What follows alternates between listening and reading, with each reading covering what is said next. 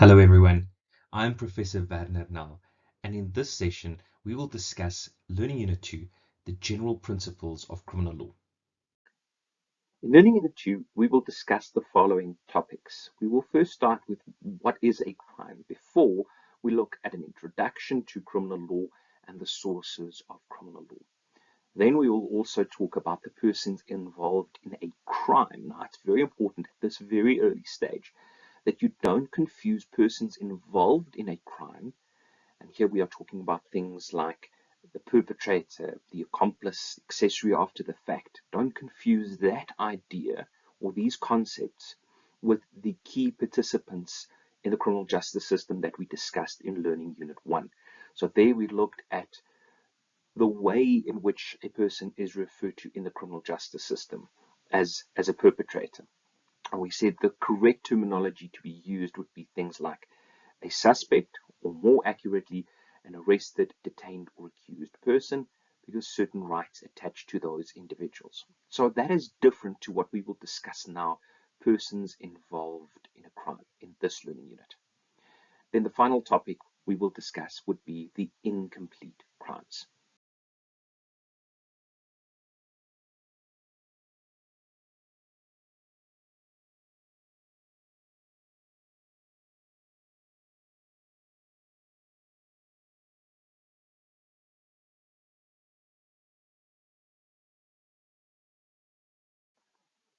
Let's start right at the beginning and ask ourselves, what is a crime? Now, I'm very sure that each of you will be able to give me a definition of what we mean with crime. And I'm sure you'd probably be quite accurate. But let's look at a formal legal definition of what we mean with crime. A crime or an offense, or sometimes referred to as a criminal offense, is about a person's behavior. And that behavior can either take the form of an act or an action or an omission, a failure to act or not doing something. So both doing something or not doing something under certain circumstances could constitute a crime. Then, this sort of behavior is the kind of action or omission that is prescribed either by statute or the common law. Statute meaning legislation, and the common law meaning it comes from the history of South African law. You would have discussed the Roman Dutch law as it was influenced by the English law. And it is the type of behavior that is believed in our society to be deserving of punishment, because such conduct and its consequences are harmful. Now, it's harmful not only to a specific individual, the victim of the offense, but it is harmful to the whole of society. It is understood to be a public wrong, and we'll discuss this a little bit more coming up. So that is what we understand with a crime or criminal behavior. It is about doing something or not doing something which, in the eyes of the community, is considered to be harmful. Based on the preceding definition, there are certain characteristics of crime that we can identify. Now, before I unpack the first one, I just want to mention something very important, which I hope at this stage you've realized yourself. The language of law is essential in studying law successfully. There are certain legal terms or everyday words that have a very specific legal meaning, and it is very important that you use this legal jargon correctly and accurately. If we look at this first characteristic, I use the word conduct in that sentence. Now, conduct is something that we use, the word that we use on a day-to-day basis. But in the context of criminal law, the word conduct has very specific meaning. So if you use a synonym for conduct, it will not have the same legal effect. So what I'm trying to say to you is that when you are studying law, all of your law subjects, you need to study the legal jargon that is used, because the legal jargon that is used has very specific meaning. And deviating from that legal jargon will mean that you are deviating from the actual meaning of what a certain term or what a certain legal principle is. Okay, having said that, let's come back to the characteristics of crime. So the first one that I mentioned there is A crime is foremost about the conduct of a person. What do I mean with conduct? On the previous slide, we said that the definition of crime is that it could be an act or an omission. Now, rather than every time saying act or omission, we refer to as crime as a possible act or omission simply by saying that it is conduct. So conduct includes an act or an omission. It can be one or both of those. Second important thing in that sentence is that it is the conduct of a person. Only people, generally speaking, can commit offenses because you basically need arms, legs, voice, whatever to commit an offense. And then importantly, it is the type of conduct for which someone is to be blamed. Now, this is different than asking whether someone did it. Here we are asking whether someone should be held responsible for those actions. You'll see later when we look at the different offenses that sometimes people do something, they commit a certain type of action, but in the eyes of the law, they should not be held responsible for that action. So even though they did do something, they will not be held criminally responsible. For example, if I'm acting in my own self-defense. Now, we'll get back to this, but that is what legal blameworthiness is about. Next, it is about the conduct of this person, and it is against the law, or we generally talk about this as being illegal. And this is the key difference between delictual actions and criminal actions. So both are considered unlawful, and that is the term that you must study and know. Criminal law, criminal action is against the law. The right word is unlawful or wrongful.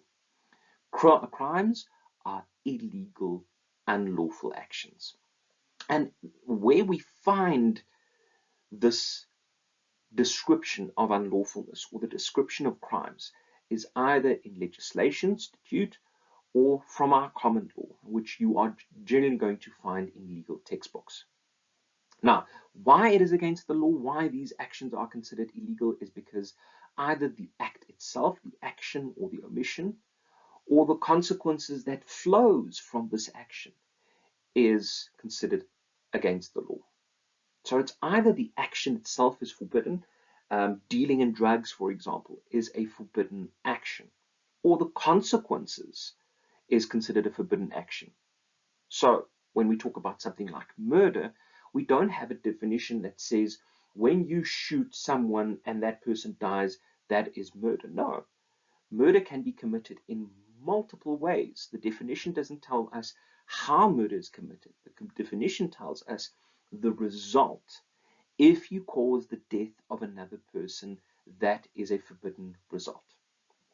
Next characteristic, it is an infringement of the interest of justice in society. It's a public wrong. We've just mentioned that on the previous slide as well. It's not only impacting the victim or victims of an offense or their direct family members, but it does extend further into the community, into society, to the administration of justice, to public welfare, to the administration of our state. And as a result,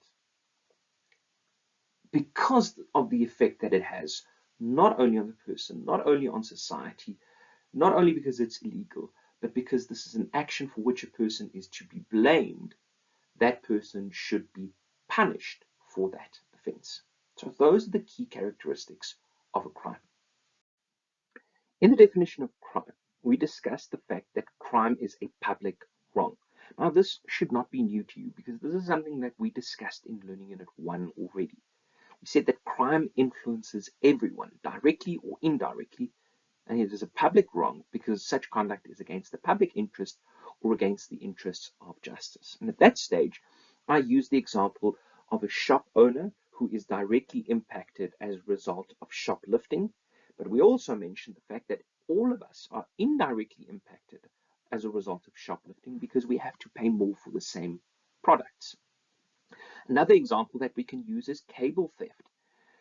Cable theft not only impacts on the entity that needs to replace those copper cables, Eskom, for example, but it impacts the rest of us because we probably need to pay more for our electricity as a result of Eskom having to make up the losses from cable theft. And obviously, if cables are stolen, we end up being without electricity for some time. So those are examples of where crime influences not only a victim directly, but everyone in society. Now, because crime is a public wrong, the state says we act on behalf of everyone in South Africa, not only the victim, but everyone. And we will intervene to prevent crime from being committed. And if a crime has been committed, we will intervene on behalf of society because this is a societal interest. And it does so by the way of the functioning of state power. What does the functioning of state power mean? The functioning of state power says that in terms of legislation, our government is ordained as the entity that can do certain things that normal citizens can't do. So state power implies that the state may do certain things on behalf of all South Africans regarding many things. But for our purposes, we will look at what is the functioning of state power when it comes to crime. So the state, the government in South Africa, bears the primary constitutional duty to protect citizens and prevent and combat crime. To do this, there are different state functions that they will exercise. At the outer limit of this, the state needs to do two things. One, it needs to prescribe which conduct constitutes a criminal offense, and it does so by way of substantive criminal law. Now, as we said, much of the substantive criminal law comes from the common law, but it is important by way of legislation that our government stays up to date with new crimes and new types of criminal behavior. Say, for example, something like cybercrime, which is more new and novel, whereas something like murder or rape has been part of the criminal justice system of humanity for as long as we've existed, more or less. So that's the first thing, prescribing which conduct is considered criminal. Second is to provide objective criminal law, to provide procedures as a consequence for criminal behavior. If a crime has been committed, then what? What are the procedural mechanisms to enforce these rules that society says we don't want people to do X, Y, and Z? If these things are done, what are the consequences? So procedural part to all of this puts criminal law into action to say there are consequences for the action. And so the state is responsible for making sure that these procedural mechanisms function appropriately. The enforcement, the investigation of crime, the prosecution of crime, the adjudication of criminal trials, and also the punishment if the person is found guilty. All of this forms part of the functioning of state power for which the government of South Africa is constitutionally obliged or is constitutionally responsible.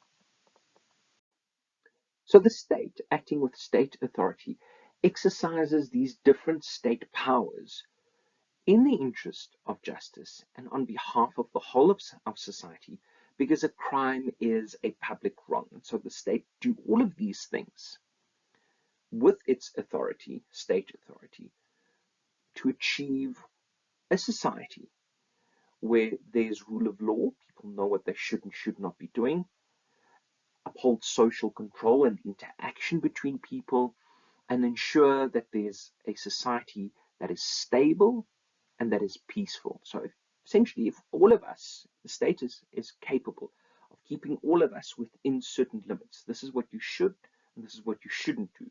And if all of us stay within these parameters, then we should have a society that is stable, that is peaceful, that is built on justice, and all of these noble ideas of what law should be. Are we there yet? I would bet my house on it that you would agree with me. We are not there yet. Now, for this reason, because the state intervenes and the state acts on behalf of everyone, all charge sheets and criminal cases, public criminal cases that is cited as S versus the surname of the accused. My surname is null and therefore I used null. So the S in that citation of a criminal case refers to the state, or as we like to call it, the prosecution, because state is a broad term, as we said, but that generally the state here is represented by the prosecution. So prosecution, state versus the accused. Now, in relation to crime and criminal justice, state authority will be exercised through various criminal law enforcement agencies of the state and also criminal courts, the judiciary, in other words.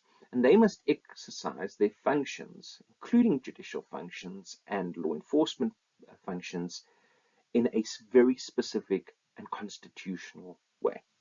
So, we are saying that the state has state authority to do a number of important things with the aim of maintaining the rule of law, upholding social control, ensuring stability and peace in society. And it does so not only on behalf of the victim, but on behalf of everyone in society, because we want a just society, the interests of justice. So the state, on behalf of everyone, by way of different branches of authority, will do different things in order to ensure that they prevent crime, investigate crime, and punish crime. Before we go any further, we need to distinguish between criminal conduct and delictual conduct. Not least of all because both of these two sides of culpability uses the word unlawfulness to describe wrongful or blameworthy actions or omissions that have a harmful effect on others. So there's a great deal of similarity between these two types of actions. Now, what do we mean with unlawful? Unlawful is a very specific legal word with a very specific meaning. So it is actions or omissions that are against the bonum mores, the good morals, or the legal convictions of society. That's a fancy way of saying that unlawfulness means that it is actions or omissions that we as a society don't want to be part of our society. But that is different to something being illegal or being legally forbidden. So the use of the word unlawful and the use of the term illegal is two different things. Do not confuse the two. Right. When we talk about crime or when we talk about delict, the correct word to use is unlawful. I know colloquially, when we speak to each other, we will say something is illegal. That's illegal. But the correct legal terminology to use is unlawful. Now, a crime is always illegal. It's always against the law. It's legally forbidden. But a delict is not necessarily illegal. It is legally apprehensible. In other words, it's against the legal convictions of society, similar to a crime, but it is not legally forbidden in the same way as crime. Nonetheless, it is things, actions, omissions for which someone can be blamed because it has a harmful effect on others. Classic example is a car accident. During the course of a car accident, someone is probably at fault. Someone probably did something that caused the car accident. What they did to cause that car accident might or might not be criminal action. It might or might not have been illegal. So let's say, for example, driving without a driver's license is considered illegal, right? But the consequence that occurs might be delictual. So illegal action gives rise to a crime, but depending on the consequences, the same action might also constitute delictual action. But there are also instances where a person doesn't do something illegal, but nevertheless causes delictual harm to someone else. So we still use the same car accident scenario here. A person drives down the road and suddenly a child runs into the street. The person, in an attempt not to hit the child, swerves out of the way and unfortunately bumps into another car. Now, the person swerving, causing the accident, didn't do anything wrong because in the eyes of the law, they were protecting legal interests, right? protecting the life of this child. But as a result, they caused delictual harm to someone else. So the action was not illegal, but it did result in delictual harm to someone else. Now, all of this is trying to explain to you that when we use the term unlawful, that does not yet distinguish between a crime and a delict. The word illegal is not a synonym for unlawful, and illegal is the correct word to use in a very limited context when we refer to crime. But the more accurate term that you need to use is unlawfulness or wrongfulness. So a crime is always illegal. A delict is not necessarily illegal, but both a crime and a delict are legally apprehensible. They are unlawful. Let's further unpack the distinction between crimes and delicts. We've already mentioned that crimes are public wrongs. It's actions or omissions that influences everyone directly or indirectly. When it comes to delicts, and we use the classic example of a car accident, these are not actions that impact on everyone. They impact privately and specifically on those individuals that were part of the car accident. So it is my patrimonial interests that were damaged as a result of the car accident, because it's going to cost me money to fix or to replace my vehicle that was damaged as a result of the car accident. And so for this reason, delicts are considered part of private law, whereas crimes are considered part of public law.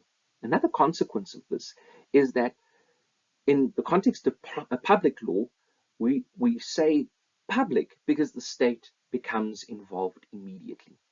And more importantly, in the context of public law, the state acts with state authority. In other words, it is a vertical relationship between the state, who has higher authority, versus the alleged perpetrator. Right, so the state is responsible on behalf of everyone to institute prosecution and other things related to the criminal justice system. This is different in the context of delicts, because here the two parties are on equal footing. They are on horizontal level. One party institutes action against the other, and they are on the equal footing. Now, this does not mean that the state cannot be a party to a delict, but it just means that in the context of delict, if the state is a party to a delict, they are still on equal footing. So when could the state be party to a delict? Well, let's say, for example, a police official driving a police vehicle causes a car accident, causing damage to my vehicle. I will institute delictual action against, more than likely, the Minister of Police. In that context, we are on the same footing, horizontal level. This is different to crimes where the state acts with state authority, wielding state power. Then, by way of instituting prosecution, if the person is found guilty, the idea with such prosecution is that the person is held responsible for his or her actions. We refer to this as being punished for a criminal offense. Now, that is not the idea with a delict. I don't want to punish the person for causing damage to my car, but I do want to claim back the money that I've lost, the patrimonial damage that I've suffered as a result of that car accident, among other things. Then, crimes is based on a decision to prosecute or not, and is made by the National Prosecuting Authority on behalf of the state. So we said on previous slide, it is always state versus accused, and that function of the state on behalf of the state is done by the National Prosecuting Authority.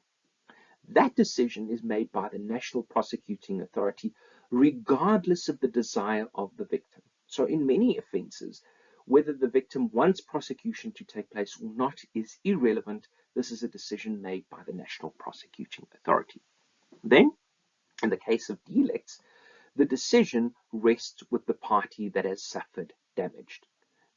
So we refer to this party as the injured party. So the decision to institute a claim for damages or not is then made by this innocent or injured party.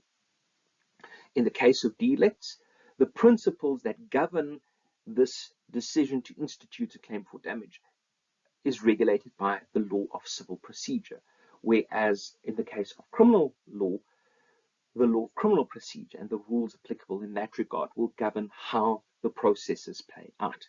And there's a big difference between these procedures, and during the course of your studies, particularly when it comes to the second year criminal justice 2, we will look at the procedural rules when it comes to the commission of an offence.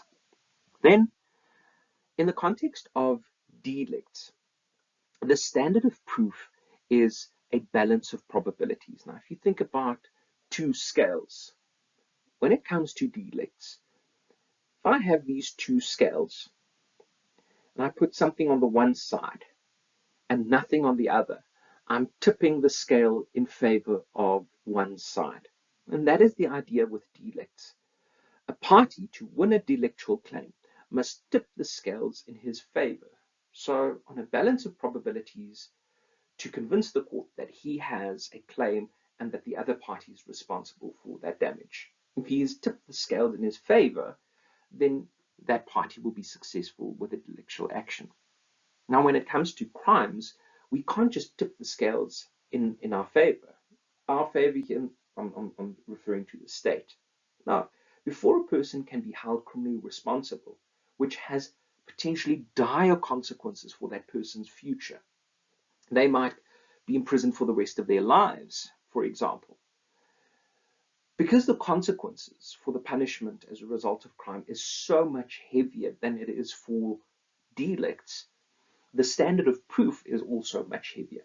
So here I can't just tip the scales in my favor on a balance of probabilities. No, the court, before it finds a person guilty, must be fairly certain of the guilt of that person. We refer to this standard of proof as beyond a reasonable doubt. There is no reasonable doubt that this person committed the offense and for that reason should be held responsible. Now, I hope the distinction between crimes and delicts are now clearer, at least in your own mind. To conclude our distinction between crimes and delicts, let's do an application of law to facts. So the idea here is that you apply the legal principles that we've discussed up until this point to the following set of facts that I'm going to give you, and by applying those law to facts, answer the question thereafter. Here's the facts. Dumile, while driving negligently, runs a red light and crashes into Tandi's car, causing her serious injuries and extensive damage to her car. Here's the question. Has Dumile committed a crime or a delict? Now, if you can, if you won't, pause the video here for a moment and consider, based on that set of facts that I've given you, whether the actions by Dumile is a crime or a delict. Let's unpack the facts. In the first sentence, it says that Dumile, while driving negligently, runs a red light. That clearly, running a red light, driving negligently without further information, is a wrongful action, a criminal wrongful action. And I'm sure you would agree with me, running a red light is illegal. It is a crime. Driving negligently is a crime. So clearly, Dumile is criminally responsible, based solely on the facts that we have in front of us. But that illegal action by Dumile has caused delictual damage to Tandi. It has caused damage to her car, and it has resulted in injuries to herself. So what this set of facts illustrates to you is that at the same time, the same action, Dumile's action here in this regard, driving negligently, running a red light, results in both potentially criminal liability, and for which he may be held criminally responsible, and at the same time, Tandi can institute delictual action and claim for the damage to her vehicle and for the injuries that she has suffered as a result of Dumile's conduct. So it's a bit of a trick question. Has Dumile committed a crime or a delict? Dumile has committed both a crime and a delict. And it's important for you to realize that the same action may result in both a crime and a delict, but the ways in which a person is going to be held responsible, criminally responsible versus delictually responsible, will differ. If we hold a person delictually responsible, the state intervenes, the state acts with state authority. if a person is to be held delictually liable, it is private interest and the person that has suffered losses, damages, needs to institute proceedings. Now that we have a firm idea of what a crime is, let's have a look at what criminal law is and what the role of criminal law is in relation to crime. So we said, crime is an unlawful act, punishable by the state acting with state authority, and it does so through the rule of law. So there are legal rules and principles applicable. This requires that the legal rules, the laws, must regulate, firstly, what society considers to be criminal behavior. We said a little bit earlier that part of state responsibilities, part of state functions are that there must be a prescription for what is criminal behavior. So before the state can hold people responsible for criminal conduct, the state must first make sure that people know what conduct is considered to be criminal behavior and therefore punishable. So this entails the substantive part of criminal law. Substantive criminal law tells us which actions, which omissions are considered criminal behavior by the state, by society, for which a person may be held responsible. Criminal law is therefore a body of law that has to do with the understanding of crime and the prescription of crime. So, criminal law is a division of substantive law, material public law, and is found in common law and statutory rules. Criminal law has a number of important functions. First of all, telling us what conduct constitutes criminal offense. Now, it does so by giving us definitions and specific requirements for specific offenses. So we can say that a person is responsible for murder if the conduct of that person satisfies the definition and requirements for murder. So a person is responsible for murder if his actions unlawfully and intentionally cause the death of another human being. Right. Those definitions, the particular requirements, help us to know whether the person's actions fall into the category of a specific offense. Because at the end of the day, to be able to hold someone responsible for a specific criminal offense, their conduct must fall within the parameters of the definition and requirements for that offense. We can't hold someone responsible for crime. We need to hold someone responsible for a specific criminal offense.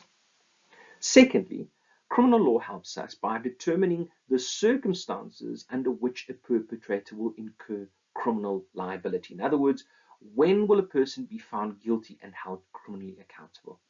I said a little bit earlier that there are consequences where someone does something that clearly constitutes what looks like a criminal offense and it causes damage to someone else and is harmful to a victim and potentially to society in general, but may have been done under circumstances where that person will not be held responsible.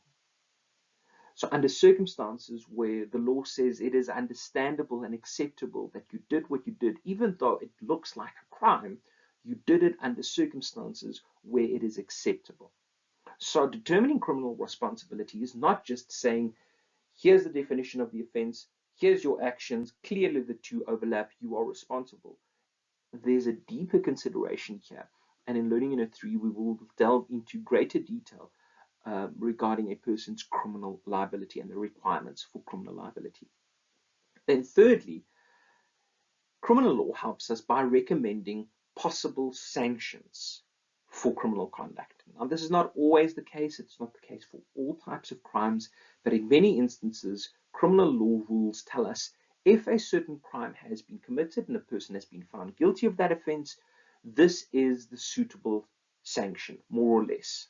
So in this regard, we often have minimum sentence legislation in South Africa that says if this crime has been committed, this is the type of sentence that society believes is ordinarily just for that type of offense.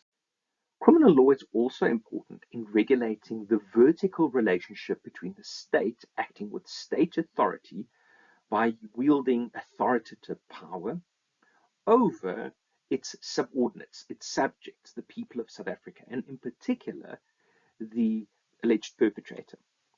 So this vertical relationship between the state and its subordinates have a number of important implications. First, we know already that the state acts with state authority in the interest of everyone in society to prosecute, right? This is done on behalf of the state by the NPA. Second important thing is I cannot make an allegation of wrongdoing without backing that up with proof. So for that reason, if the state is making the allegation, is accusing someone of wrongdoing, the onus is on the state to prove its allegations. I can't make empty allegations, expect someone to defend themselves. I must back up my accusations, my allegation, with proof. And for that reason, the proof in a criminal case is always on the state, on the prosecution, to prove the guilt of this person. Then, the accused remains innocent until proven guilty, beyond a reasonable doubt. It is not for the alleged offender to prove his or her innocence. And this links very closely to the second point that we made there. If the state is accusing X of having committed a certain offense, it's up to the state to prove its allegation. This person should not be put to the proof of their own innocence by way of an empty allegation. So those number 2 and 3 go hand in hand. Now, innocent until proven guilty is not only something that the state is supposed to consider, but we as society are often guilty of proclaiming that this person did something wrong without having any proof of that. And that is referred to as moral guilt, or factual guilt, rather than legal guilt. What we want is for the state to prove legal guilt of the accused. And when that happens, we can say that the presumption of innocence in section 35(1)(h) of the Constitution has been overturned. But up until that point where the person has been found guilty beyond a reasonable doubt, this person remains innocent until proven guilty and should be treated through this specific lens of potential innocence rather than potential guilt. Next, let's look at the sources of criminal law. Now, we've already alluded to some of these sources. The three main sources of our criminal law are legislation, common law, and case law. Remember, when we talk about criminal law in this regard, it's about the substantive criminal law. It's about the content and meaning of criminal law. And there, the most important sources are legislation, common law, and case law. However, how we approach criminal law is also influenced by other sources of law, including the English law and German law, which has been influential in South Africa, but more particularly the Constitution, when that was enacted in 1996. Since then, it has had a profound impact on not necessarily the substance of criminal law, but how criminal law and criminal justice is to be viewed. Now, in the next few slides, we will very briefly unpack these sources of criminal law, at least some of them. First, let's talk about the common law, which is the primary source of criminal law, substantive criminal law, that is. Now, common law is about the history of our legal system as it has developed over many, many years. So we talk about common law as being the Roman Dutch law as it was influenced by the English law. And often, the principles of the common law are found in textbooks, and those reflect the interpretations by courts of what the common law says about a certain criminal law principle. So the requirements for criminal liability, for example, they come from the common law. So do many of our crimes. Our criminal law system is mostly uncodified. So most of the crimes that we have in our criminal justice system is not written down somewhere. And if I say somewhere, I'm talking about the primary sources of law. They are found somewhere, like textbooks, for example.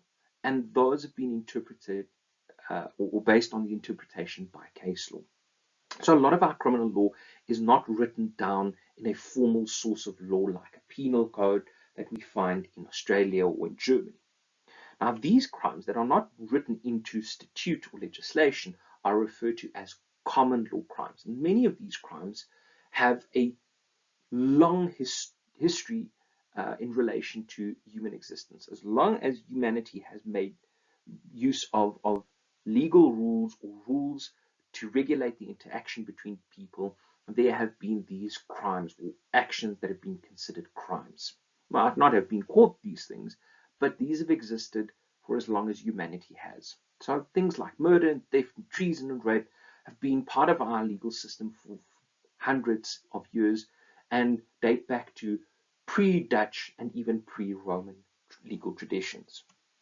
The content of common law crimes and the punishment for those sorts of crime is often found in case law. So case law, the decisions of courts interpreting what these common law crimes and the rules regarding common law crimes, but also criminal liability is done by way of courts applying, interpreting, and giving meaning to common law principles in its adjudication of criminal matters.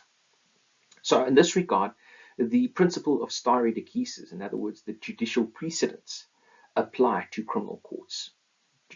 Judicial precedents, or the principle of stare decisis, means that the decisions by higher courts bind lower courts. So if a court makes a certain ruling, interprets a principle or a rule of common law crimes or of criminal law that is based on our common law, that interpretation, that understanding of that principle filters through to lower courts, and lower courts are then bound to follow that decision of higher courts.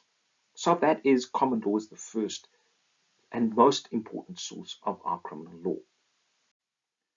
The second source of law is legislation, or statute, or statutory law. So legislation is legal rules laid down in writing and is also known as acts or statutes. And this is done by the legislative authority of a country. In our system, the president, but more importantly, parliament, is responsible for debating and making new law, and the president will sign that legislation into power. It's not the president that makes the law, it's just the president that puts his or her signature on new legislation. So for purposes of criminal law, there are many crimes already in our legal system that is defined and understood by way of legislation. So on the previous slide, I said that many of our crimes are not codified. Yet there are some crimes that are codified in our legal system. That's essentially a piece of legislation that speaks about the definition, understanding, and punishment for a specific type of criminal offense. Now, this is very important because as society progresses, as society modernizes and changes, some of the common law crimes are either no longer relevant, or there are new changes in society that requires new laws to be made, and in this regard, new criminal laws to be made. So new changes in society gives rise to new types or different types of criminal behavior. So society changes, so too must its prescription of crime and criminal law. A good example that I have there would be cyber law. 20, 30, 40 years ago, we didn't even have the internet. We didn't need cyber law and cyber criminal law because there were no such things as cyber crimes. You can imagine, before we had crimes on the road, not crimes, cars on the roads, we didn't need road rules. But the moment we had roads and we had cars traveling on these roads, suddenly we needed road rules. So as society changes, so too must our criminal law, because there are new possibilities for criminal behavior. New crimes are then prescribed in legislation institutes, and they are known as statutory crimes. So we have common law crimes and we have statutory crimes.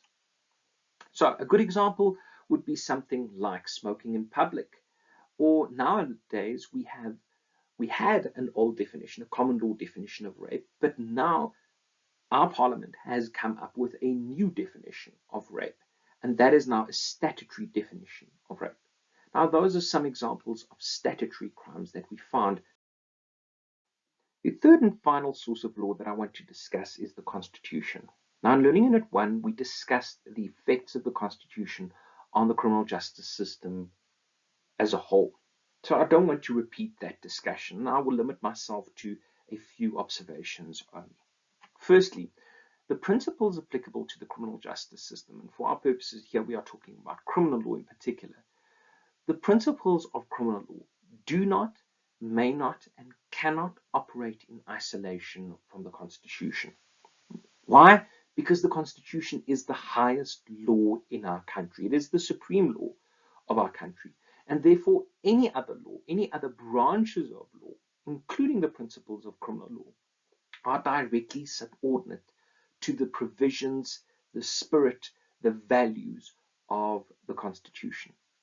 What I'm saying with this is that the most authoritative, the highest source of law in our country is the Constitution. And therefore, it is the most authoritative source of criminal law. It is the highest source. But it is not the primary source of the principles of criminal law. In fact, our Constitution doesn't say anything about the substantive principles of criminal law. It never gives us a definition of any crime. It doesn't really tell us anything about criminal liability.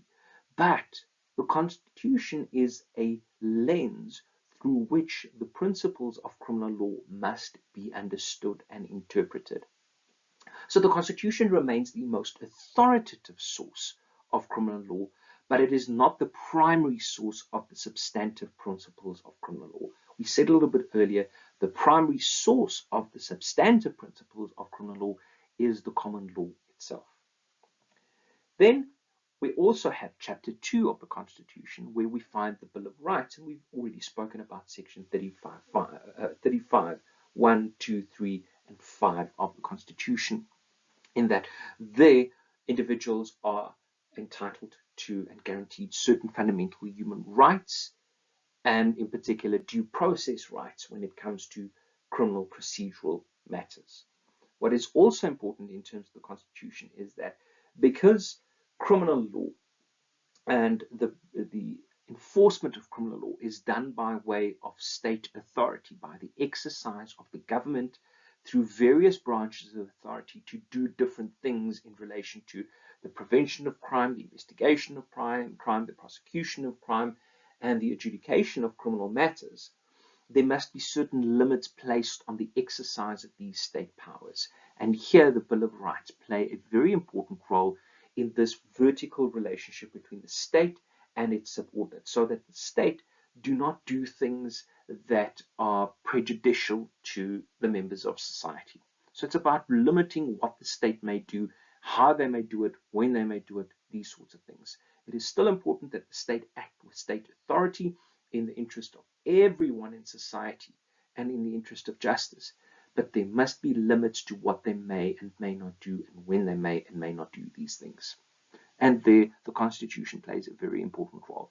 But as far as the substantive principles of criminal law is concerned, the Constitution doesn't have a great effect. The next topic we will discuss is persons involved in a crime, or probably better known as degrees of participation in a crime. Now, the term persons involved in a crime is not a legal term, and it shouldn't, as I said earlier, be confused with the designations of an alleged perpetrator, arrested, detained, or accused. Rather, persons involved in a crime refers to all the persons or groups of persons involved in the commission of the crime and who consequently can be charged in connection with the commission of the crime. So, persons involved in a crime refers to the measure or the degree of participation in that crime. How and when did that specific person participate in the crime? Here you find a very nice schematic breakdown of the persons involved in a crime. Now, first of all, we've got non-participants, and the group that we are going to discuss here would be the accessories after the fact. Then you have your participants, and they are subdivided into accomplices and perpetrators are then further subdivided into direct perpetrators, co-perpetrators, vicarious or indirect perpetrators, and concurrent perpetrators. Now we are going to unpack each of these persons involved in a crime or their degree of participation in the next few slides. But what I do want to mention is that if I had to ask a question in the assignment or in the exam regarding set of facts and I ask you to identify what is the role of this person, what is the degree of participation of this person in the offense. Do not write non-participants or participants or just perpetrators. You need to be specific in your answer. Is it direct, co-perpetrator, vicarious, or concurrent perpetrator? Or is it an accomplice? Or is it an accessory after the fact? Those will be the acceptable answers. Don't write non-participants. Don't write participants. And when you write perpetrator, be specific in terms of which subcategory. As a way of introducing this concept or this idea of persons involved in a crime, consider the following application of law to facts. Now, I know you won't be able to answer this question yet. I will leave that for you for later.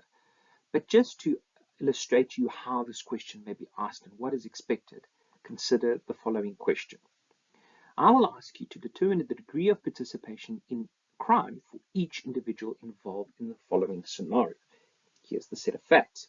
V, W, X, and Y conspire to rob a bank, each playing a distinct role in executing this crime. V locates the money, W threatens the cashiers and security guard with a gun, X collects the money, and Y waits outside in a getaway vehicle. Additionally, T aids the group beforehand by acquiring the security plans and the firearms used in the robbery. During the robbery, W fatally shoots the security guard. After the fact, W's girlfriend, U, learns about both the robbery and the murder.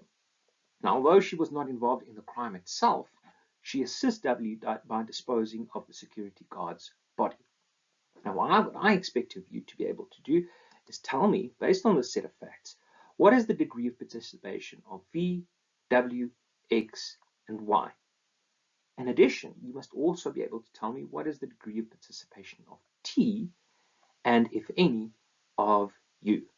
Now, I'm not going to give you the answers to this question, but I would like you to do this as part of your self-assessment. Let's first distinguish between participants and non-participants. As we explained, persons involved in a crime may be subdivided based on the nature of their involvement with or implication in the commission of the crime. In other words, a person that may be held responsible for the commission of the offense is not only those individuals who actually committed the offense. If you are implicated in the commission of the offense, you may also be held responsible. So when we talk about the first category, participants, these are individuals who does something in whatever manner whereby they further the commission of the crime. They make it possible for the crime to be committed in some or other way. So they participate in the commission of the crime because either they commit it themselves, and this group of individuals we refer to as the triggermen, so to speak, or they promote its commission. And for that reason, participants include not only perpetrators, but also accomplices. In the next category, we have our non-participants. Now, you might ask yourself, but how is it possible if someone does not participate in a crime or promote the commission of a crime, that they are still held criminally responsible? Well, this category of people are people who, although they can be described as being involved or implicated in the crime, they did not actually further the commission of the crime at all because the crime has already been committed. So they become involved in the crime or implicated in the commission of the offense only after. So for that reason, we refer to them as accessories after the fact. A good example will be someone who becomes aware of the commission of a crime, but doesn't say anything to the police, doesn't report that fact, or is asked by the police to give a statement and they give a wrongful statement, a wrong statement. Now, that constitutes multiple offenses, but in terms of the commission of the initial offense that this person is lying about, that person is an accessory after the fact. Let's look more closely at non-participants in the crime. In other words, your accessories after the fact. What is an accessory after the fact? An accessory after the fact is a person who intentionally associates with the crime only after its commission is complete, and who helps the participant in the crime in order to evade justice. So, the example I used earlier is someone who becomes aware of the commission of the crime but doesn't report it to the police or hides information from the police. So an accessory after the fact is anyone who unlawfully, intentionally, and with the aim of defeating or obstructing the course of justice helps another who has already committed a crime, in other words, the perpetrator. And the accessory after the fact does not actually participate in the commission of the offense because the offense has already been finished. Now, an accessory after the fact differs from participants in that an accessory is generally not present at the actual crime. There are exceptions to this, but an accessory after the fact only becomes involved in the crime after its commission, whereas with perpetrators, they are usually present and active during the actual crime. There are, again, differences in this regard, but generally perpetrators are there when the crime is being committed. And then an accomplice, different to an accessory and different to perpetrators, are not necessarily there during the commission of the crime. They don't necessarily take part in the commission of the crime. No, they provide assistance either before the commission of the crime or during the commission of the crime in a different way. So that is one way to distinguish those three groups. Now, the accessory after the fact is, upon conviction, liable to the same punishment as that to which the perpetrator of the crime would be liable.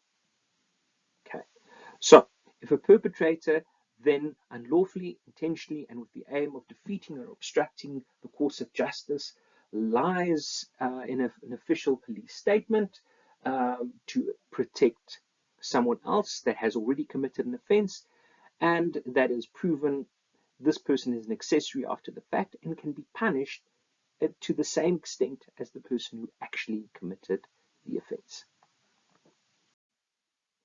Let's now look at the participants in the crime. A participant, as we said, can be described as anyone who does something in whatever manner whereby that person furthers the commission of the crime. So for that reason, a participant, whether perpetrator or accomplice, both participate in the commission of the crime because they either committed themselves or promote its commission before and or during the commission of the offense. In terms of the participants of a crime, let's first look at perpetrators. A person is a perpetrator if his conduct, the circumstances in which it takes place, and the culpability with which it is carried out are such that he satisfies all the requirements for liability contained in the definition of the offense. In other words, the person's actions, the way it was committed, the other potential definitional elements is satisfied by the way and the context in which the crime was committed. Okay. Or if, although his own conduct does not comply with that required in the definition of the crime, he acted together with one or more other persons, and the conduct required for a conviction is imputed to him by virtue of the principles relating to the doctrine of common purpose. So, here you are talking about a situation where a group of people commit an offense together. Each of the members of this group has a different role in the commission of the offense. But because each of them acted with the same intention, they acted with a common purpose to commit a certain offense, the actions of each member of this group will be imputed on the other. So each individual's actions do not fall within that first part of the definition. Their conduct does not directly relate to the specific definition of that offense, but they acted together with this group with a shared intention to commit a crime, even though each had a different role to play. But because they acted together, they may all be held responsible for each of the other individuals' offenses. Now, we are going to unpack the doctrine of common purpose a little bit more in the next few slides. As I mentioned earlier, if I had to ask you a question regarding the degrees of participation of a person, I don't want you to simply tell me the person is a perpetrator. You need to be specific when talking about this and refer to the correct category of perpetrator. So, first, we have our direct perpetrator. Now, this is the trigger man. This is the person who does the action that directly links to the definitional elements of a certain crime. Why trigger man? Well, often if we talk about this in the context of murder, this is the person pulling the trigger, killing the victim. So this is a person acting alone who personally commits the crime himself or herself in a direct manner, the trigger man. Then, co-perpetrators. A co-perpetrator is a person who consciously cooperates with another person. So immediately, it is two people working together. Important here is that they consciously cooperate. In other words, they are aware of each other and they are working together to commit this offense. So, for example, X and Z both set A's car on fire whilst A is sitting in the car because they want to kill A. So they were acting together. In other words, X and Z was acting together and they personally committed the offense. The third category is the concurrent perpetrator. Now, with co-perpetrators, we spoke about the fact that they consciously cooperate. With concurrent perpetrators, they are unconsciously working together. So they didn't intend to commit an offense together. They concurrently, unconsciously work together to commit an offense. So this is a person who unconsciously works with another in the commission of a crime. So use an example. X and Y both hate Z and they wish to murder him, and then independently, not knowing of the other, so ignorantly of what the other has done or will do, they each put poison in Z's drink, which causes Z to die. Now, both of them cooperated, unconsciously so, in bringing about the cause, which is Z's death. Both of them wanted that. But because they didn't cooperate consciously, they can't be co-perpetrators because they were acting independently, although they were acting towards the same end goal. If they are not working together, they are not co-perpetrators, they are concurrent perpetrators. The question in that scenario would then be, which one of the two or both caused the death of Z? Was it the poison that X put in Z's drink or the poison that Y put in Z's drink? Or was both the poison from both those individuals necessary to actually have killed Z? So those are interesting questions which we won't ponder on for purposes of this course. Final category of perpetrators is that of the vicarious or indirect perpetrator. Now, I want to remind you that we said that a direct perpetrator is someone who directly commits the offense. Okay, so this is the trigger man. But you will find that in many instances, someone who wants to commit a crime is not willing to commit the crime themselves. They don't want to get their hands dirty for fear of involvement. Rather, they want to use someone else to commit an offense. Now, sometimes another person is used to commit the offense, intentionally so and consciously so. In other instances, a person is used to commit an offense that didn't want to commit that offense. Either way, the person who orchestrates all of this, often the mastermind, will be the vicarious perpetrator. And this is someone who acts through another person by using that person, and that person will then be the direct perpetrator as an instrument to commit a crime. So not getting his own hands dirty, getting someone else, paying someone else to commit an offense. So in that scenario, if I pay someone else to commit an offense, I would be the vicarious perpetrator. The person who actually committed the offense will be the direct perpetrator. Then it is also possible, as I said, to get someone who either does not have criminal responsibility or is not aware of the fact that they are committing an offense to commit an offense on behalf of someone else. So I use the example there of X, a parent who breaks the window of a house and instructs Z, his child, to enter the premises and steal. So in this scenario, Z is not criminally liable because of his age, but you can consider him as the direct perpetrator. The one that will be held responsible will be X, because X is the vicarious perpetrator who uses someone else to commit the offense. Still speaking of perpetrators as one of the categories of persons involved in the commission of a crime, let's consider the following application of law to facts as an introduction and illustration of the next legal principle that we are going to discuss. Assume that we have a group A, B, C, D, E, F, G, H, and I. They collectively decide to throw stones at Y and ultimately killing Y in the process. So, in order to determine whether a specific member of the group can be said to have caused Y's death, one must apply the conditio sine qua non test. Now, let's just take a quick step back. We will discuss what we mean with all of this in Learning Unit 3. But as way of illustration here, I want to explain to you that when we talk about murder, we said earlier that murder is a result crime. In other words, there needs to be causation between the action of a person and the prohibited result. In other words, the causing of someone else's death. In other words, causation requires a link between each individual's action and the subsequent consequence. In other words, a link between A and Y's death, a link between B and Y's death, a link between C and Y's death, etc. So each of these members of the group, their actions must have contributed toward the eventual outcome.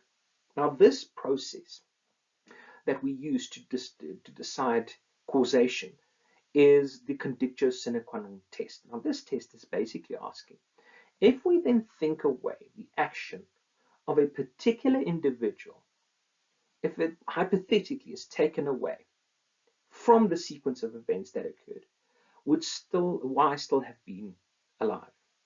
So if we think away A's action, would Y have died? If we think away B's actions, would Y have died? If we think away C's action, would Y be alive? And so we can go through the whole group.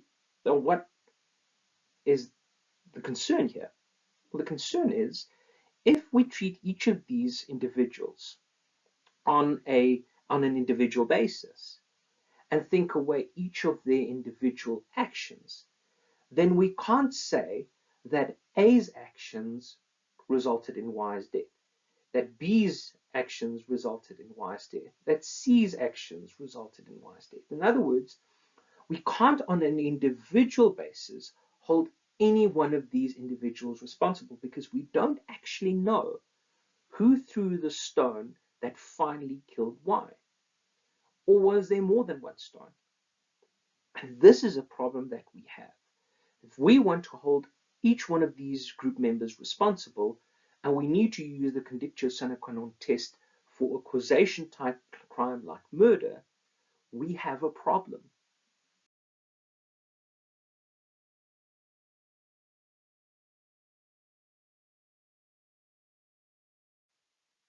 So in the scenario that we explained above, we could see that if we had to use the conditio sine qua non test and apply that test to each of the members of that group, A, B, C, D, E, F, G, H, and I, it is unlikely that any one of them and any one of their actions could be isolated as the sole cause of Y's death. So the implication is that if it is applied in this way to each individual, the test will likely reveal that there is no direct causal link between the actions of A and Y's death, B and Y's death, C and Y's death, and so you can go through the list. So due to this lack of a causal link between each individual's actions and the death of Y, the outcome, will each member then escape liability? Now, as I said, this conditio sine qua non theory or test is the test that is used in such instances where we need to provide, where the state needs to prove a direct causal link between actions and prohibited results. So it is the test that should be used. But in this set of facts, we are going to have a problem. So how do we overcome this issue? In this set of facts that we've been discussing, what we can use is the second part to the definition of perpetrators. Remember that? We refer to it as the doctrine of common purpose. The doctrine of common purpose addresses the lack of a direct causal link between each member's actions and Y's death. So we said that a perpetrator could be someone who acts as part of a group, even though each individual's actions don't satisfy the requirement for the definitional requirements for a specific offense, provided that person acts together with a number of other people in committing that offense. So we said that even if someone has a different role in the commission of an offense, each of them contributing together will have or play a part as co-perpetrators because they are acting with a common purpose. So in the scenario described, each of the individuals in the group may be convicted of murder if it can be proven that they all shared the same common intention to kill Y. Where does this common intention come from? They were consciously working together to commit this offense, so it seems at least. So it is unnecessary under those circumstances for the state to be able to prove that it was A or B or D or F that threw the stone that finally killed Y. As long as they can prove that this group of individuals were working together with a common intention to kill Y, and their actions collectively brought about this consequence, that is sufficient. So the doctrine of common purpose is a good way to overcome situations where we cannot pinpoint which specific individual as part of a group committed which offense and who should be responsible for what. And that is important in the context of the degrees of participation, as we said. So, proving a direct causal connection between each person's individual actions and Y's death in our scenario is not required, provided that the prosecution in that case can establish that there was common purpose. Now, let's discuss the doctrine of common purpose in a little bit more detail.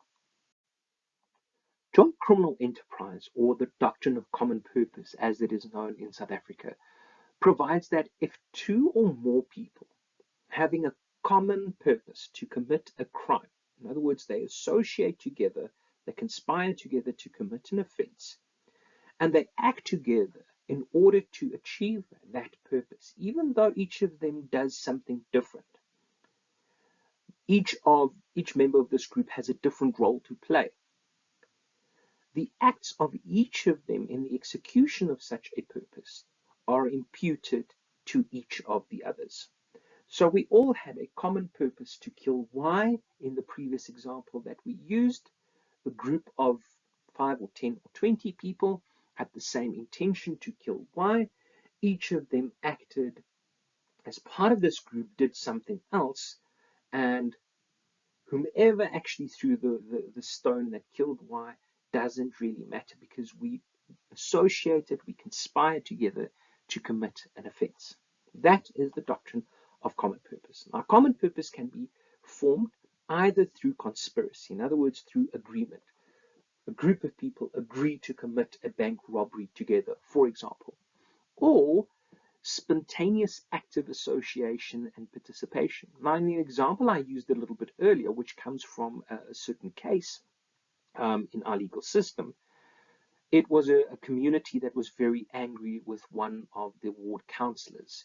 And effectively, in those sorts of situations, one person starts throwing a stone at a house or at a person, and suddenly others spontaneously start to join in and participate in that endeavor.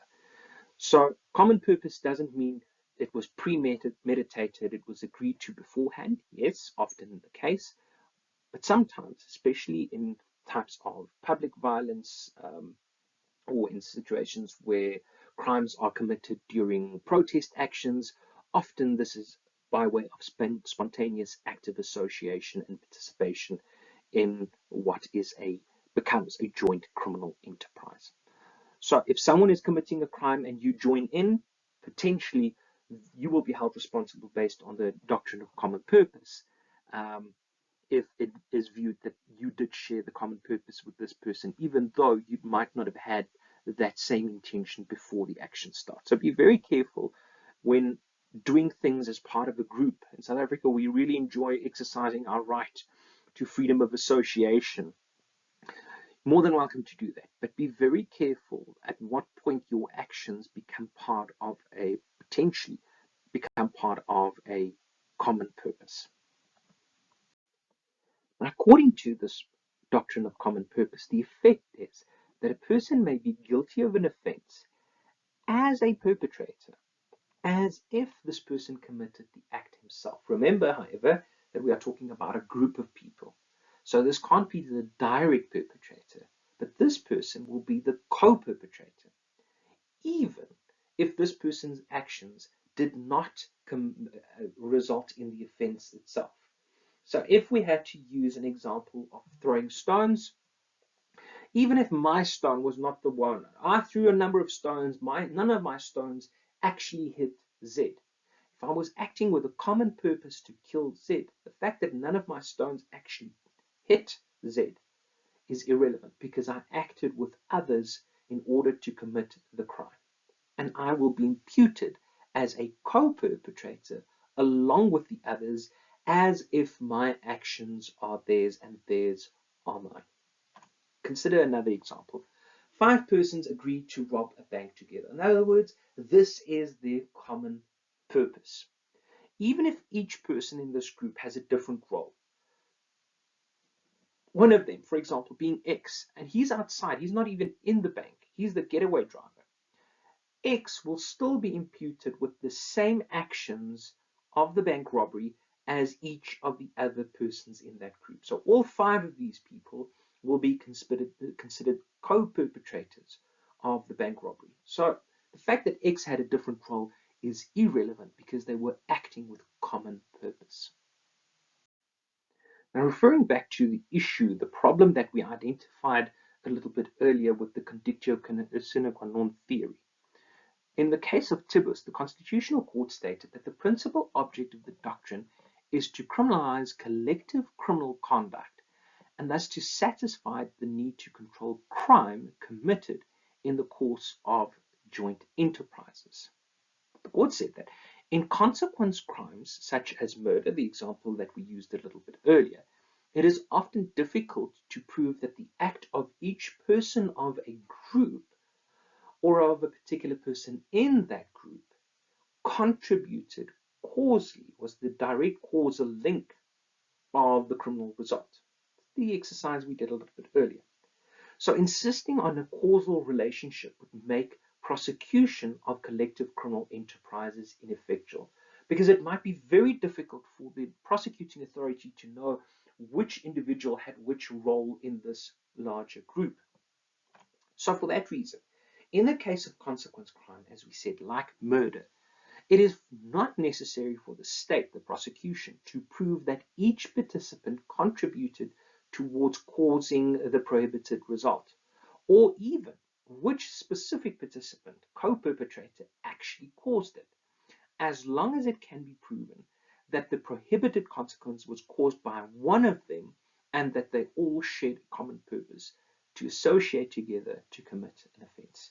So provided that all acted with the same common purpose and that can be proven, and a certain result was caused, a certain action caused a certain result, that is all the state needs to prove. So it lightens the burden in instances where a group of people commits a consequence crime, that the state does not have to make use of the conditio sine qua non theory to prove a direct causal link between each member's actions and the prohibited consequence. Let's look at the final category of participants, namely the role of the accomplice.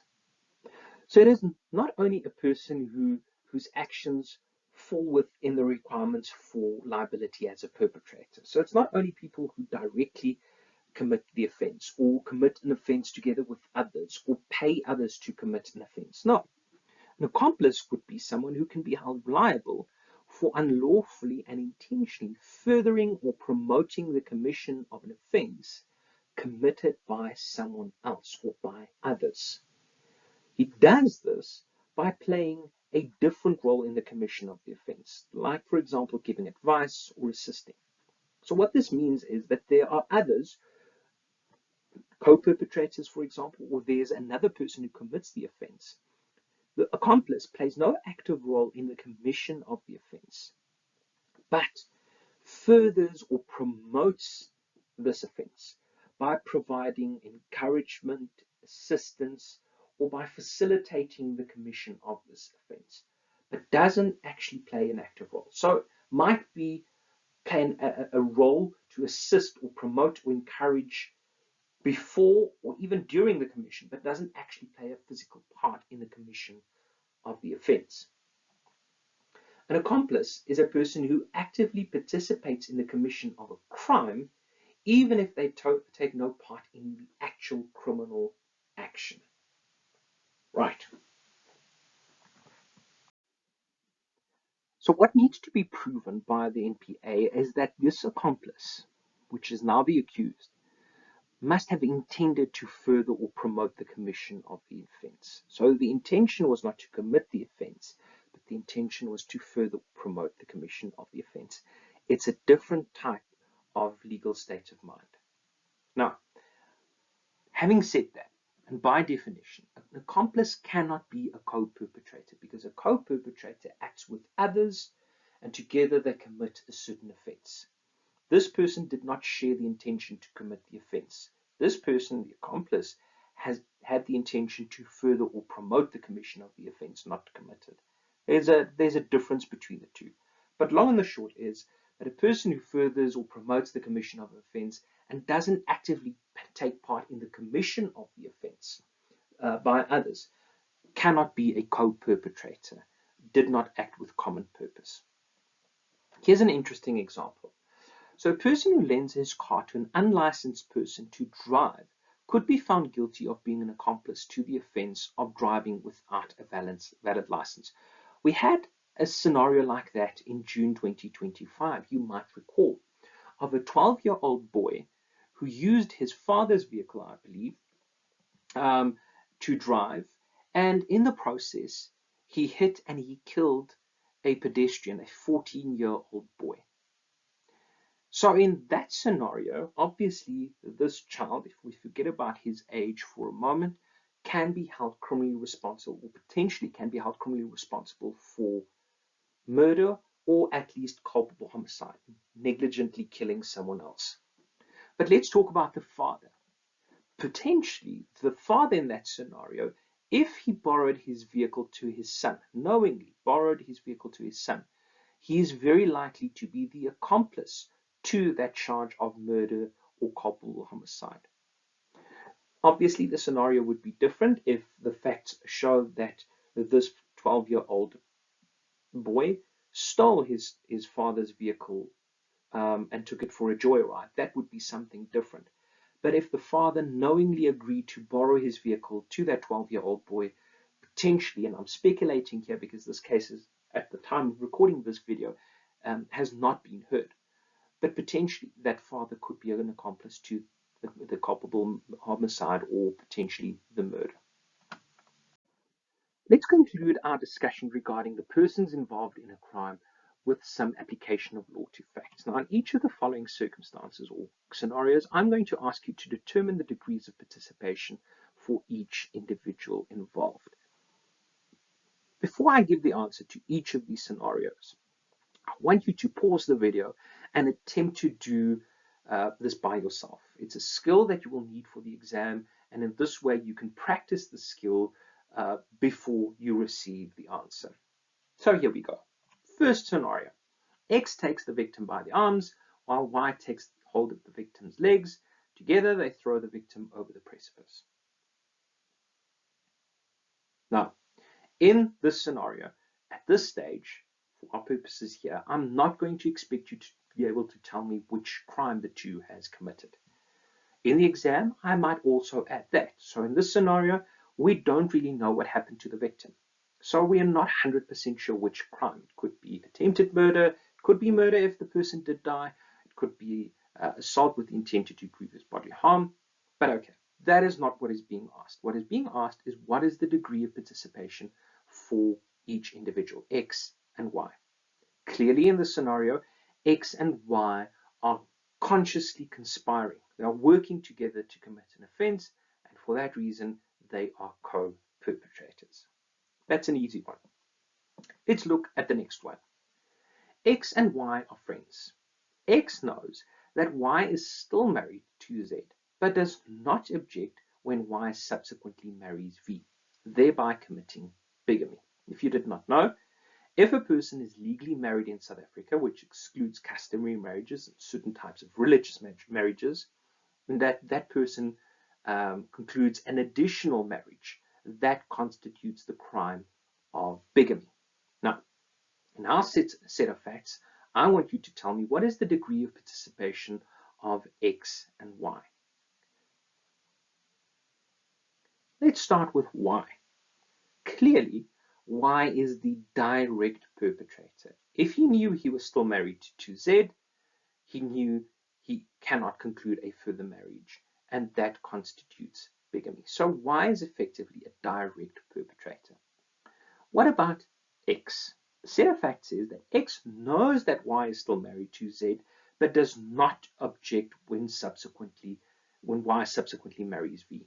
So what the set of facts basically indicates to us is that X is not committing the crime. X is not committing bigamy. Okay? Bigamy can only be committed by, in this scenario, by Y. So what is X's role? X, in this scenario, based on what we can see there, would be the accomplice. He furthers or he promotes the commission of the offense committed by someone else. Now, if I had to change this set of facts and I say to you, X was not at the wedding ceremony, he only became aware of the fact that his friend Y married another person, married V, later, but does not say anything while knowing that Y is still married to Z. What degree of participation would X then have? In that hypothetical scenario, X clearly would be the accessory after the fact. One last interesting question. What about the degree of participation of V? Well, V, based on a very short set of facts, not a lot of details, we don't know whether V is aware or not aware of the fact that Y is already married.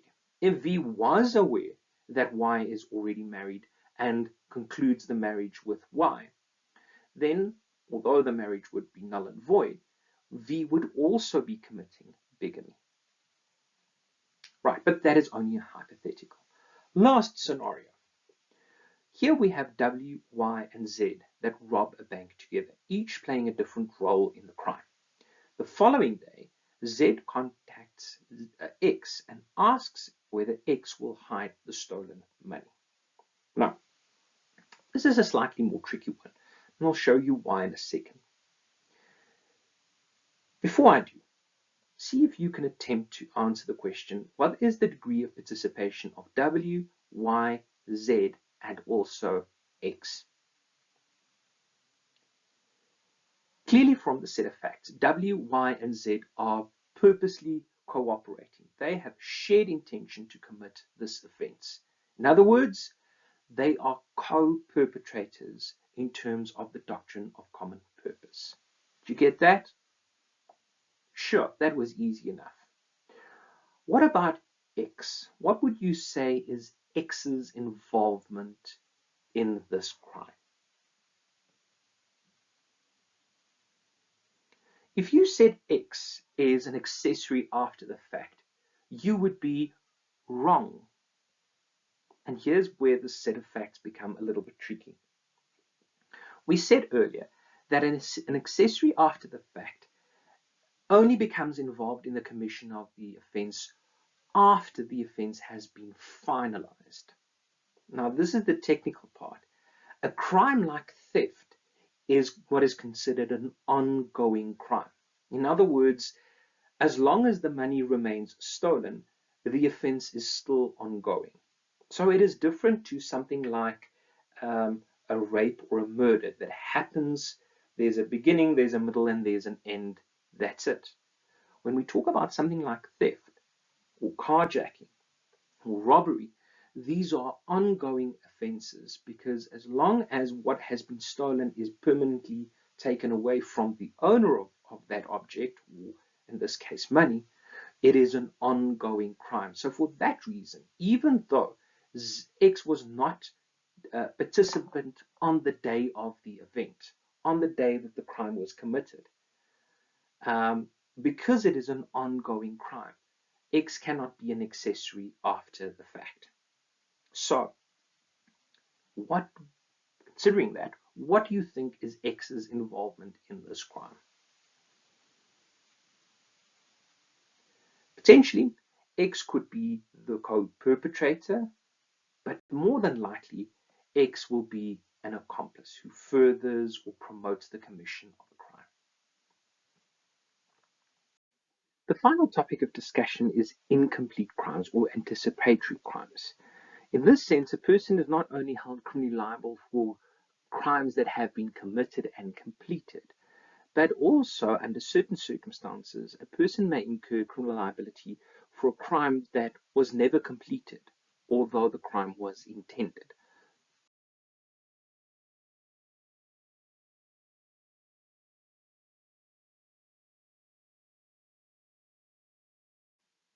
Obviously, before someone can be held criminally liable for an incomplete crime, a certain line must be crossed, a certain threshold must be satisfied. So on the one hand, you can't punish someone for thinking about committing a crime or even taking certain steps to planning a crime. There needs to be something more.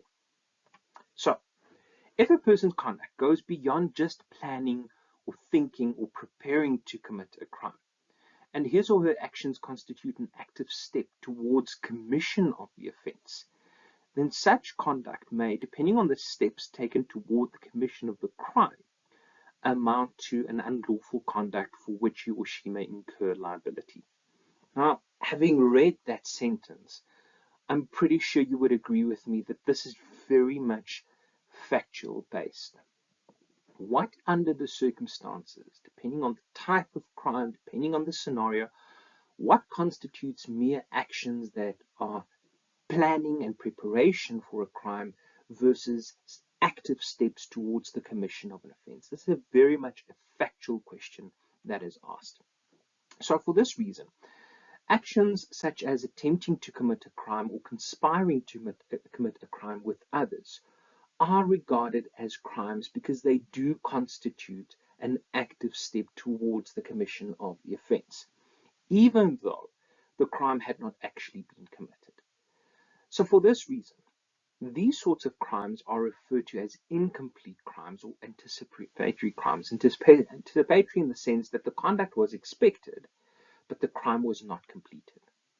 So I am sure you agree with me that these are quite complex ideas regarding at what point does a person cross the Rubicon and become criminally responsible for attempting to commit a crime or conspiring to commit a crime with others.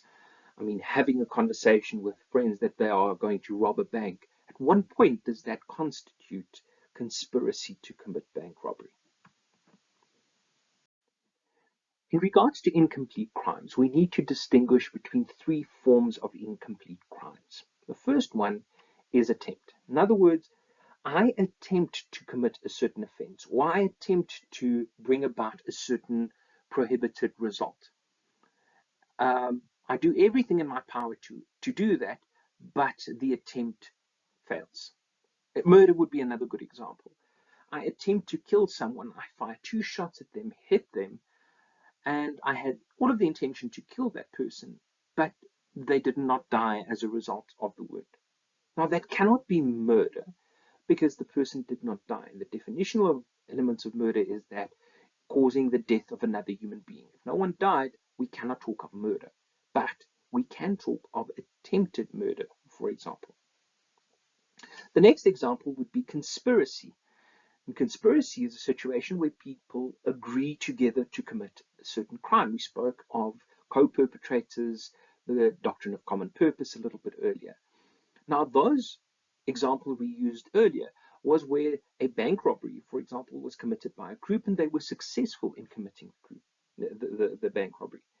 But when we talk about conspiracy, we can have the same scenario, but before this group of people actually robbed the bank, they were stopped. So conspiracy between them to rob the bank already exists before the actual bank robbery attempt is made. Such as where C, E, and F are armed and on their way to the bank, but are arrested at a roadblock en route to the bank. Clearly, they are armed, they've got plans to rob the bank, everything is in place. They have taken a certain step towards the active commission of this offense. So attempt, conspiracy, and the last one would be incitement. It is not only a crime, like we spoke earlier about the vicarious perpetrator, to pay someone to commit an offense, but simply influencing another person to commit an offense is already potentially an incomplete crime that gives rise to criminal liability. Now, each of these requires a little bit more discussion in the following slides. Let's have a closer look at attempt. So attempt is defined as a person that is guilty of attempting to commit a crime if intending to commit that crime, he or she unlawfully engages in conduct that is not merely preparatory, but has reached at least the commencement of the execution of the intended crime. So it's a substantial step towards the commission of the offense, even if the offense or the result is not then achieved. So there are common law and statutory crimes that a person can be held guilty for attempting to commit those crimes. But the following requirements must be met before a punishable attempt to commit a crime can be proved. So first, the accused must have had the intention to commit a crime. 2, the accused must have committed an act of implementation. And then finally, the act must not have been completed. If it has been completed, it is a different offense. Okay, so if I shot at the victim and the victim did die, it's a completed crime and therefore not attempt. That will be murder and not attempted murder. Next, let's look at conspiracy. A conspiracy is any person who conspires, who collaborates, who agrees with other persons to aid or procure the commission of or to commit any offense. And such a person shall be guilty of an offense and liable on conviction to the punishment to which a person convicted of actually having committed the offense would have been liable. So in other words, even if we just conspire to rob a bank, to the point where we've taken substantial steps towards the implementation of our plan, we may be responsible for bank robbery even if we didn't start with that specific bank robbery. Now, the following requirements must be satisfied. First, the conspirators, which generally you can refer to as co-perpetrators, but they are not co-perpetrators because the crime has not been finalized, has not been completed. So at this stage, they are conspirators. So conspirators must have the intention to conspire, to work together, and the intention to commit a crime. So some of the notable types of conspiracies are conspiracies to murder someone, assassinations. There have been many conspiracies to assassinate world leaders and so forth. There must have been the intention to work together to achieve that aim between this group of people. Secondly, the conspirators must have communicated their intentions to one another. So this could happen electronically, it could happen in writing, it could happen in person, verbally. There are a number of different ways. But intention can also be communicated between people by way of conduct if we actively participate together, provided we have the same intention. Then the conspirators must consciously agree to commit a crime. Consciously, in other words, they must be conscious of the fact that they are working together with the same aim. The final form of incomplete crime is incitement. Now, in the case of Nkosiyana, the court defined incitement as unlawfully making a communication to another with the intention of influencing that person to commit an offense. So, in effect, what we are saying is, even if that person who the communication was directed to doesn't actually commit that offense, incitement has already occurred. If I was successful in influencing that person to commit an offense, and that offense was actually committed, then I would potentially be the accomplice to that offense, or potentially even the vicarious perpetrator, depending on the circumstances. But before that person actually commits the offense, I may be guilty of incitement if I tried intentionally so to influence that person to commit an offense. So to encourage someone else to commit an offense is already an incomplete crime known as incitement. So as I say there, in effect, it is the act of trying to incite or trying to encourage or trying to prompt another person to commit an offense that constitutes the offense of incitement.